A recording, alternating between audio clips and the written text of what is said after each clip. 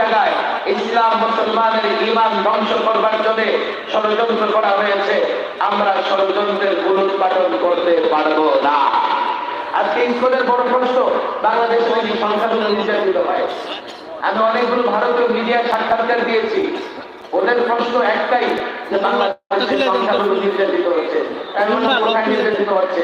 আমাকে বলো, 53 বছরের বাংলাদেশে একটা ঘটনা দেখাও যে অমুসলিম কেউ তার ধর্মীয় পোশাক পরে সরকারি চাকরিতে, বেসরকারি চাকরিতে, পাবলিক প্লেসে কোথাও নির্যাতনের শিকার হয়েছে একজন অমুসলিম এমন কোন প্রমাণ দেখাতে পারবে? না, দেখাতে পারবো না।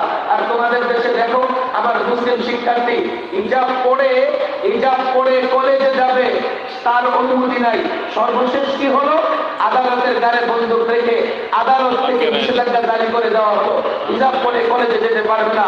আমি তাকে বলেছি, আজ পর্যন্ত ধর্মের কারণে বাংলাদেশে কোনো সংঘাত হয়েছে? একটা এক্সাম্পল দেখাও যে সংঘাত হয়েছে। এর পেছনে স্বার্থান্বেষী মহল আছে, রাজনৈতিক কারণ আছে, এদেশে ধর্মের কারণে কোনো সংঘাত নেই। আর তোমার দেশে দেখো, 400 বছরের পুরনো বাবরি মসজিদকে শহীদ করে সেখানে রাম মন্দির বানানো হয়েছে। সংখ্যালঘু নির্যাতন হয় ওদের দেশে, আর ওরা চিল্লাচিল্লি করতে থাকে বাংলাদেশে নাকি সংখ্যালঘু নির্যাতন হচ্ছে। আমি আর পেছনে দুটো কারণ দেখি। এক, চোর যখন ধরা পড়বে ভাব, তো নিজেই চোর চোর বলে চিল্লায়। তারা সংখ্যালঘু নির্যাতন করে, আর তারাই যখন ধরা পড়বে বিশ্বের চোখে, তখন বাংলাদেশে সংখ্যালঘু নির্যাতিত হচ্ছে বলে চিল্লাচিল্লি করে। দুই, আমি ছাত্র জনতা মুসলমানদের বলি, দেখো, সংখ্যালঘু নির্যাতিত হচ্ছে বলে অভিযোগ তোলে তারা বাংলাদেশে আগ্রাসনের পথ করতে চায়।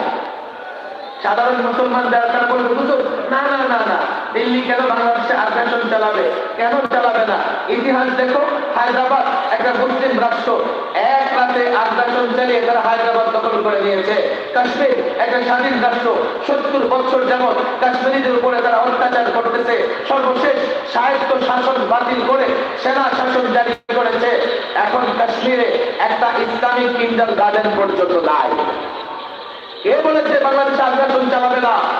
তারাই অজুহাত দিয়ে বাংলাদেশে আগ্রাসন চালাতে চায়।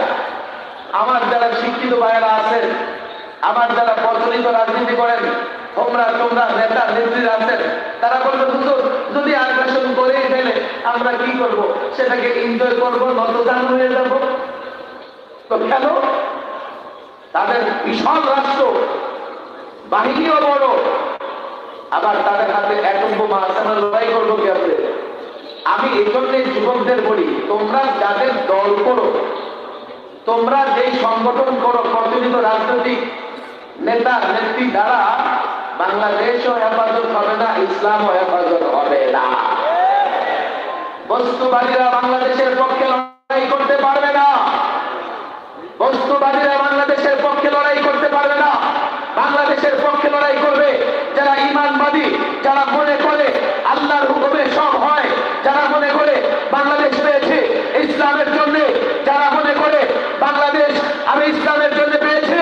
বাংলাদেশ আক্রান্ত হলে, এই ভূখণ্ড আক্রান্ত হলে, ইসলাম আক্রান্ত হলে, এই ভূখণ্ড আক্রান্ত হলে, মসজিদ আক্রান্ত হলে, এই ভূখণ্ড আক্রান্ত হলে, মাদ্রাসা আক্রান্ত হলে, এই ভূখণ্ড আক্রান্ত হলে, মা বোন কন্যা আক্রান্ত হবে। যারা আল্লাহর উপর ভরসা করে তাদের দ্বারাই দেশ হেফাজত হবে।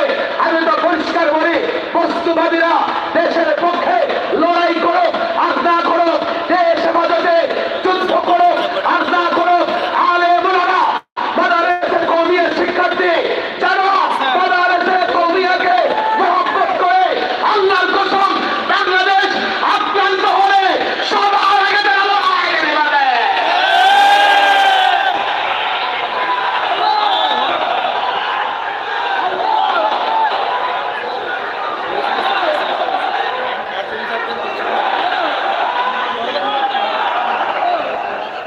অনেক রাত, অনেক কথা, একটু খেয়াল করে বুঝবার চেষ্টা করেন, একটু খেয়াল করে বুঝবার চেষ্টা করেন।